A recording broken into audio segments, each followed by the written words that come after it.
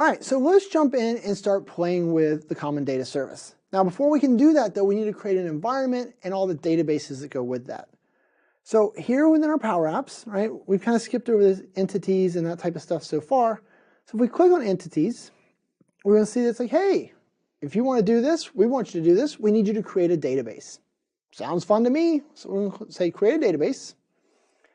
And it's going to say, all right, well, the environment that you're in this far doesn't have the ability to do it. So actually what we need to do is create a different environment. And so a different environment is kind of like a, we're going to stay within Power Apps, but we're going to have different buckets. So maybe you'll end up having a production bucket and a CDS bucket and then a dev bucket, right? You'll have some different environments, and so that way you can kind of have your apps segregated and managed a little better.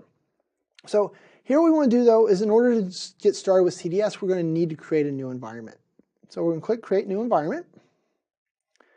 And so then it's like, all right, what is your environment name? And we're going to call this Contoso Electronics CDS. I don't know. I'm not very good at fancy names. You can choose what region your environment is created in. So make sure if you're not like me in the United States, you need to have it a little closer to you, choose a better region. Because also you can't change the region after the fact.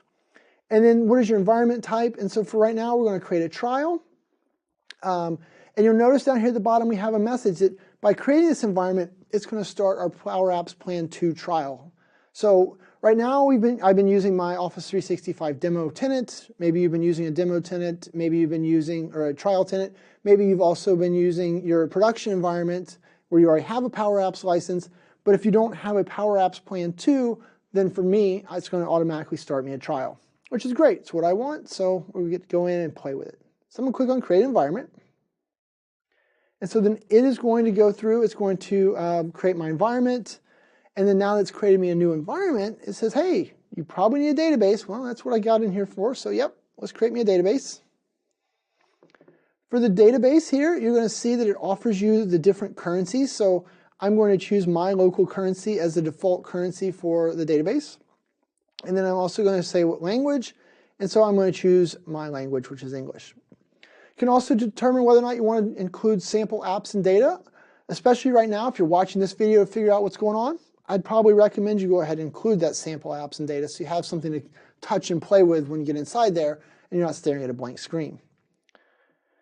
Also here you notice the warning about when I do this, when I create the database, I'm giving Microsoft the right to look at the entity and field names. So they're not looking at the data, right? I want to be very clear about that. It's just looking at the different entity names and fields you're creating so they can try and find more of the common ones. So if they find out that everyone is creating, reason Shane is awesome, and they see that across all the tenants across the whole globe, they're going to say, oh, well, that must be a really important thing to keep track of.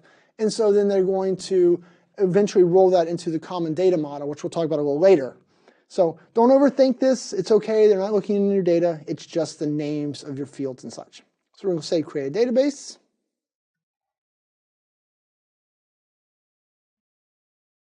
And so then after a few seconds, it's going to go away.